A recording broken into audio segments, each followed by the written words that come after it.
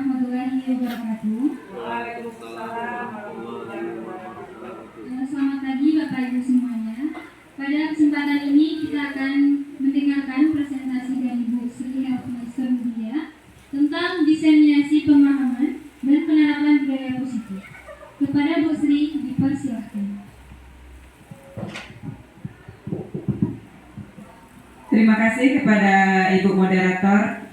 Baiklah Bapak Ibu, di sini kami akan mempresentasikan tentang penerapan budaya positif atau diseminasi pemahaman dan penerapan budaya positif. Ini Bapak Ibu, ini merupakan salah satu tugas dari CGP. Kami kebetulan CGP dari Angkatan 10.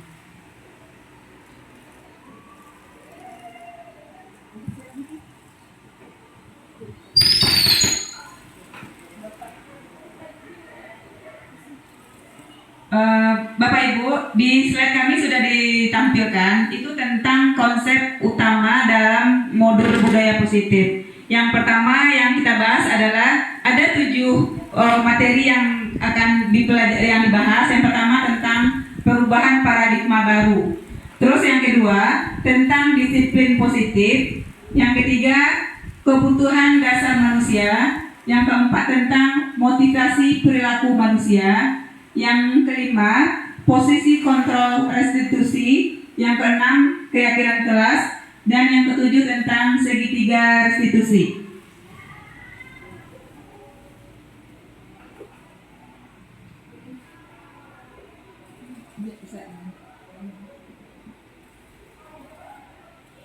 Kita lihat dulu satu-satu, itu tentang pembelajaran dengan paradigma baru. Artinya, pembelajaran itu dengan paradigma baru itu dirancang berdasarkan prinsip pembelajaran yang berdiferensiasi sehingga setiap pembelajar itu sesuai dengan kebutuhan dari tahap perkembangannya untuk mewujudkan profil pelajar Pancasila.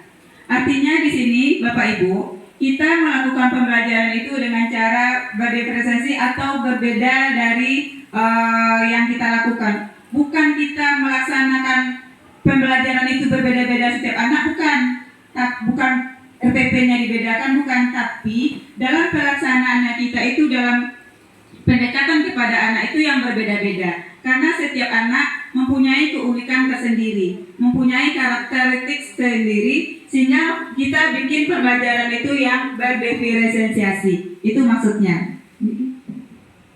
Nah, terus kita tadi melakukan pembelajaran itu mewujudkan profil pelajar Pancasila. Kita ketahui bahwasanya ada 6 profil pelajar Pancasila itu yang dicita-citakan. Yang pertama itu adalah beriman dan bertakwa kepada Tuhan, yang berakhlak mulia. Yang pertama itu bertakwa kepada Tuhan Yang Maha Esa menurut keyakinan masing-masing, dan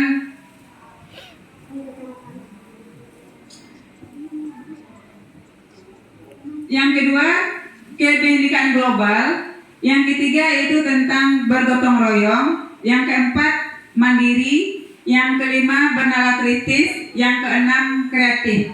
Di sini siswa kita wujudkan menurut profil pelajar Pancasila itu kita menggali potensi yang ada dalam diri siswa.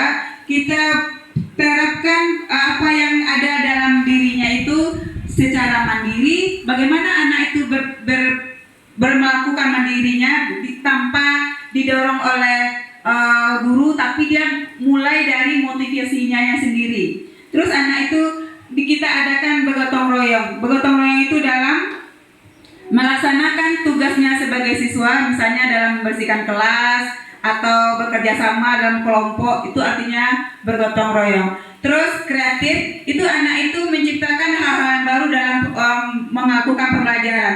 Apakah itu dia melakukan dalam bentuk kartun nanti hasilnya, atau dalam bentuk skema, atau dalam bentuk proyek. Nah, itu apa yang tergantung kepada anak-anak itu sendiri. Terus kebinekaan global itu artinya anak itu, kita Indonesia beraneka ragam, sehingga siswa itu tahu dengan budaya masing-masing. Dia bergaul pun tidak memandang latar belakang temannya, semuanya itu kita adalah sama. Terus bernalar kritis. kritis. Bagaimana kita seorang pendidik itu mampu mengolah beranalisis anak itu untuk bernalar kritis. Dia bisa menganalisis soal-soal atau pembelajaran yang kita berikan. Itu yang diharapkan dari profil belajar Pancasila. Yang materi yang kedua itu tentang disiplin positif. Dalam budaya kita, makna kata disiplin positif itu dimaknai menjadi suatu yang dilakukan seorang pada orang lain untuk mendapatkan kepatuhan. Sering malah disiplin itu dihubungkan dengan ketidaknyamanan. Nah, kita sebagai pendidik tujuannya adalah menciptakan anak-anak memiliki disiplin positif sehingga mereka bisa berperilaku dengan mengacu pada nilai-nilai kebajikan universal dan motivasi intrinsik bukan dari ekstrinsik. Artinya Bapak Ibu, dalam penerapan disiplin positif ini, bagaimana kita siswa itu mampu menunjukkan motivasi internalnya sehingga dia dalam melaksanakan tugasnya itu ada dorongan dari dalam, bukan dari luar. Bukan kita guru saja yang mengajak anak itu, tapi anak itu juga mampu mendorong darinya sehingga dia melakukan nilai-nilai kebajikan yang universal. Itu maksudnya. Terus kebutuhan dasar manusia. Nah, jadi Bapak Ibu, ada 5 kebutuhan dasar manusia itu. Yang pertama bertahan hidup atau yang disebut dengan survival. Ada kebutuhan akan kasih sayang dan rasa diterima. Ada penguasaan, kebebasan dan kesenangan. Artinya kita sebagai pendidik harus tahu dulu kebutuhan dasar manusia itu. Ada misalnya kebutuhan untuk bertahan hidup. Kalau anak itu terlambat karena dia mengisi perutnya atau sarapan, berarti dia melakukan itu untuk bertahan hidup. Nah, makanya kita sebagai seorang pendidik, bagaimana kita anak itu diajak berdiskusi untuk memecahkan permasalahan demikian sehingga proses pembelajarannya tidak terganggu. Nah, itu maksudnya. Makanya sekolah wajib memberikan kenyamanan kepada anak untuk dalam guru memberikan kasih sayang, memberikan kebebasan, sehingganya di sekolah anak menjadi senang, yang disebut dengan fun gitu. Terus materi selanjutnya itu tentang motivasi perilaku manusia. Jadi motivasi itu merupakan dorongan yang timbul pada diri seseorang secara sadar atau tidak sadar untuk melakukan satu tindakan dengan tujuan tertentu. Ada 3 tindakan motivasi yang dilakukan seseorang itu. Yang pertama, menghindari ketidaknyamanan dan hukuman. Artinya, baiklah, kita lanjut lagi. Itu tentang motivasi perilaku manusia. Jadi motivasi itu merupakan dorongan yang timbul pada diri seseorang secara sadar atau tidak sadar untuk melakukan satu tindakan dengan tujuan tertentu. Jadi orang itu melakukan motivasi ada 3, pengaruhnya 3. Yang pertama, menghindari ketidaknyamanan atau hukuman. Di sini murid melakukan disiplin itu karena dia takut. Nah, karena dia takut dapat hukuman, ketidaknyamanan, itu yang mereka lakukan dengan motivasi ekstrinsik, karena ketidaknyamanan atau karena kepatuhannya tadi. Terus yang kedua, murid melakukan disiplin diri itu karena ia ingin mendapatkan imbalan atau hadiah. Di sini, murid melakukan disiplin diri karena ingin mendapatkan imbalan atau hadiah. Pingin dia siswa baik, pingin dapat hadiah. Itu yang disebut murid melakukan disiplin itu karena mendapatkan imbalan. Yang ketiga, menghargai nilai-nilai kebajikan dari diri sendiri. Artinya di sini, murid melakukan disiplin diri karena sadarkan nilai kebajikan dirinya untuk merupakan motivasi intrinsik. Jadi Bapak Ibu, kita sebagai guru mengharapkan motivasi itu adalah motivasi intrinsik. Artinya, siswa melakukan nilai-nilai kebajikan itu, motivasinya itu berasal dari dirinya sendiri, bukan dari dorongan orang lain. Dengan adanya motivasi dari internal, maka itu bisa sampai berlanjutnya sampai tujuan yang ingin dicita-citakan itu akan tercapai karena merupakan dorongan dari dalam dirinya sendiri. Bapak Ibu, ada 5 posisi kontrol. Yang pertama sebagai penghukum, terus yang kedua pembuat rasa bersalah, ada sebagai teman, ada sebagai pemantau, ada sebagai manajer. Nah, di sini dalam posisi kontrol, kalau sebagai penghukum itu membuat anak menjadi dendam. Kalau kita ada anak yang bersalah, kita hukum, itu akan berbekas dalam diri anak.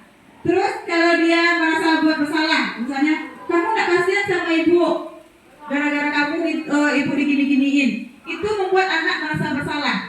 Nah, kita sebagai guru itu tidak boleh melakukan karena membuat anak menjadi down, terbebani. Yang ketiga itu sebagai teman, di mana guru dan siswa itu berbicara sebagai teman, bagaimana dia bisa merubah perilakunya itu ke arah yang positif. Terus yang keempat sebagai pemantau. Di sini guru bertindak sebagai pemantau dengan yang dilakukan oleh siswa. Pemantaunya itu dari jauh, apakah dia sudah bikin PR apa belum nak? Nah, itu artinya kita bertindak sebagai pemantau. Terus ada lagi sebagai manajer. Nah, kalau sebagai manajer, di sini kita hanya memberikan permasalahan yang dihadapi oleh siswa. Kita berdiskusi, tapi solusinya siswa yang mencari masalahnya. Kita hanya menggiring dia bagaimana bisa mencari siswa tadi bisa mencari solusinya sendiri. Nah, di sini diharapkan yang paling bagus yang diharapkan oleh seorang guru itu adalah sebagai manajer. Nah, sebagai manajer itu kita menggiring anak itu bagaimana dia mencari solusi secara bersama-sama. Dia yang mencari solusinya atas kesalahan-kesalahan yang dia lakukan. Nah, di sini anak akan lebih bermakna sehingga akan memunculkan percaya diri kepada siswa itu sendiri. Nah, jadi apa itu restitusi? Dari posisi kontrol tadi, kalau penghukum tadi, seorang penghukum bisa menggunakan hukuman fisik maupun verbal. Kalau hukum fisik misalnya, Ananda terlambat, silakan Ananda push up 10 kali. Itu namanya hukum fisik. Atau dengan kata-kata, kamu terlambat terus. Nah, itu merupakan hukuman verbal. Jadi anak dimarahi dengan kata-kata yang disebut dengan hukum verbal. Yang kedua, membuat bersalah tadi, artinya pada posisi ini biasanya guru akan bersuara lemah lembut, ya, seperti saya katakan tadi. Kamu gak kasihan ya sama ibu ya. Nah, itu artinya membuat anak merasa bersalah. Yang ketiga, teman sebagai teman. Guru di sini posisinya sebagai teman, tidak menyakiti murid, namun selalu berupaya mengontrol pendekatan secara persuasif. Terus yang keempat, guru sebagai pemantau. Di sini guru posisinya biasanya selalu mengawasi atau memantau muridnya yang berpatokan pada catatan atau kesepakatan yang disetujui. Yang kelima, sebagai manajer. Seorang manajer itu telah memiliki keterampilan di mana posisi teman maupun posisi pemantau. Dengan demikian bisa terjadi di waktu-waktu tertentu kembali kepada posisi tersebut bila diperlukan. Bisa juga guru tadi biasanya berbuat seperti bersama dengan murid, mempersilahkan murid mempertanggungjawabkan perilakunya, mendukung murid agar dapat menemukan solusi dari permasalahannya sendiri. Nah, jadi di sini saya tekankan lagi, kita sebagai seorang pendidik yang kita lakukan adalah tadi yang tiga, teman, pemantau, dan manajer. Tapi yang lebih bagus itu adalah sebagai manajer. Terus keyakinan kelas. Nah, untuk dalam melakukan proses manajer, kita tahu dulu kita harus bikin dulu kesepakatan kelas atau keyakinan kelas di kelas kita masing-masing atau dalam mapel kita masing-masing. Yang untuk mewujudkan keyakinan kelas itu perlu supaya warga sekolah memiliki budaya positif. Yang pertama diciptakan adalah yang disepakati. Nah, jadi keyakinan itu membuat keyakinan-keyakinan atau prinsip-prinsip dasar bersama di antara para warga kelas untuk mendapatkan nilai-nilai kebajikan yang disepakati bersama.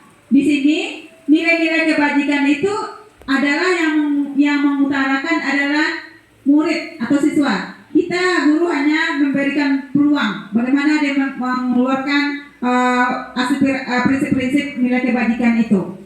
Terus mengapa keyakinan kelas, tidak peraturan kelas saja? Karena kalau keyakinan akan lebih memotivasi di seseorang itu dari dalam, atau disebut dengan motivasi secara lebih intrinsik. Sementara seseorang akan lebih tergerak dan bersemangat untuk menjalankan akhirnya daripada hanya sekedar mengikuti serangkaian peraturan yang mengatur mereka harus berperilaku begini atau begitu yang membuat ketidaknyamanan dan keterpaksaan.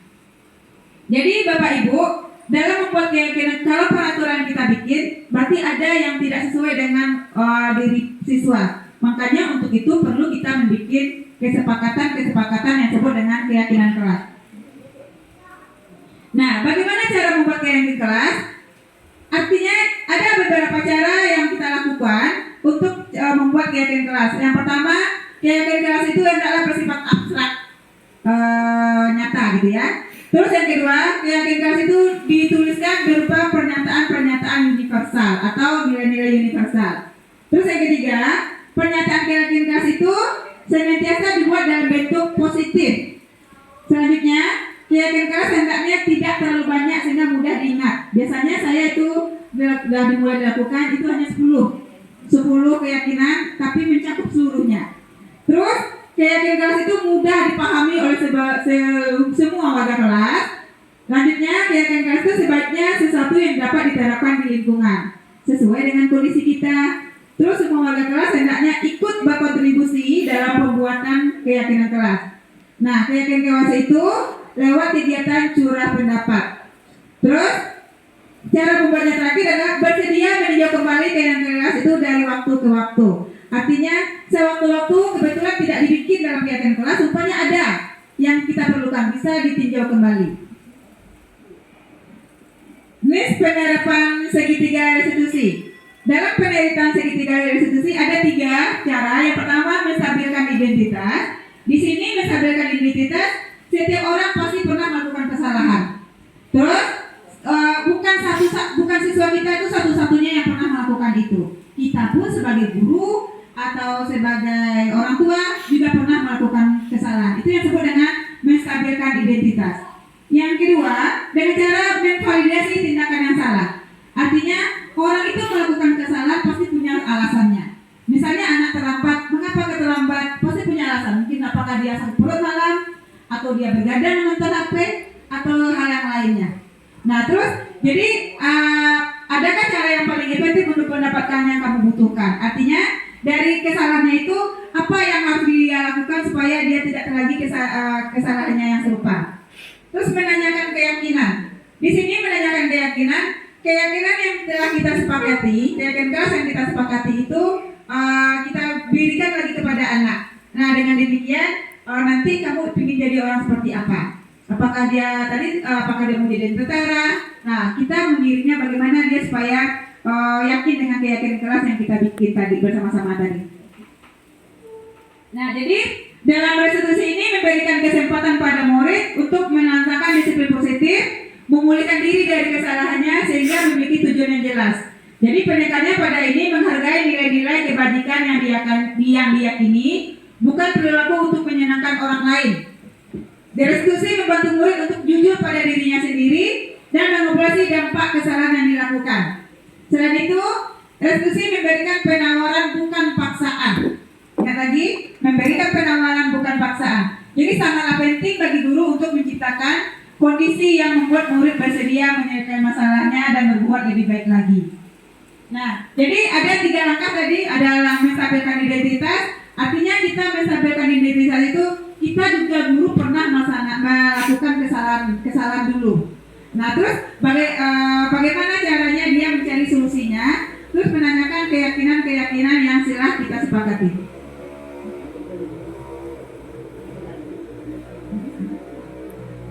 Nah, jadi Bapak Ibu terima kasih. Itulah hasil presentasi saya dari diseminasi penerapan budaya positif. Kami kembalikan ke moderator.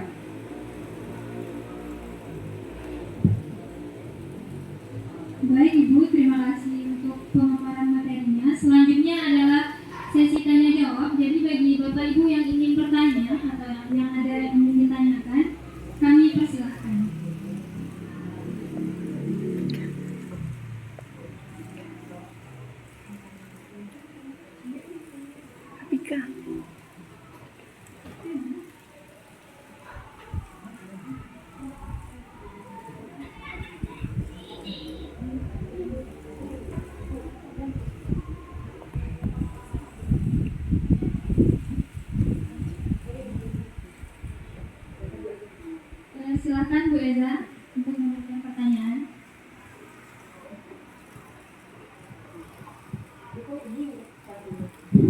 Terima kasih untuk waktu yang telah diberikan. Yang mau saya tanyakan di sini tadi karena kita berbicara perilaku positif, di mana tadi saya juga mohon maaf terlambat. Pada keyakinan kelas, apa aja item yang harus kita terapkan pada siswa? Kan kita tadi udah dari jabaran yang Ibu sampaikan tadi bahwa keyakinan kelas itu kan harus disepakati dibuat bersama di dalam kelas. Apa saja item utama atau item-item yang penting yang harus kita buat sehingga dengan keyakinan kelas tersebut kita dapat membuat perilaku positif dari siswa kita tadi. Terima kasih atas jawabannya.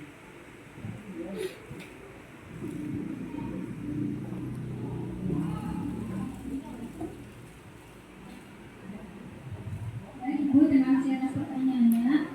Mungkin akan langsung dijawab oleh Ibu. Kepada Ibu dipersilakan. Terima kasih Bu Eza atas pertanyaannya. Dari keyakinan kelas ini yang item yang paling pertama itu adalah tentang disiplin. Nah, disiplin di sini pertama misalnya datang tidak boleh terlambat. Berarti kita menerapkan disiplin. Nah, terus itu yang pertama. Misalnya tidak boleh keluar masuk saat jam pelajaran. Itu masuk ke dalam kategori disiplin. Nah, jadi itu yang kita terapkan nanti di kelas dalam proses pembelajaran. Terus bisa lagi dengan tentang keamanan. Misalnya siswa dilarang membawa senjata tajam. Nah, artinya di sini kalau dia bikin bawa senjata tajam, kemungkinan untuk cedera itu ada. Makanya disiplin keamanan itu perlu diterapkan dalam penerapan budaya positif, keyakinan kelas di kelas kita masing-masing. Mungkin itu kami kembalikan ke moderator. Mungkin itu jawaban dari Ibu Sri. Ini bagaimana Ibu Eza? Terima kasih. Ya, sama-sama Ibu.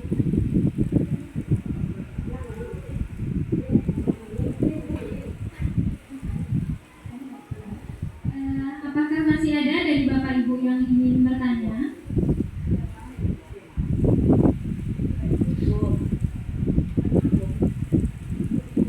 Sepertinya sudah tidak ada lagi yang ingin bertanya dan sudah cukup jelas pemaparan materi dari Ibu Sri Helmi.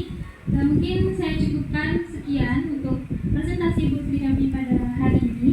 Saya moderator undur diri. Wassalamualaikum warahmatullahi wabarakatuh. Waalaikumsalam warahmatullahi wabarakatuh.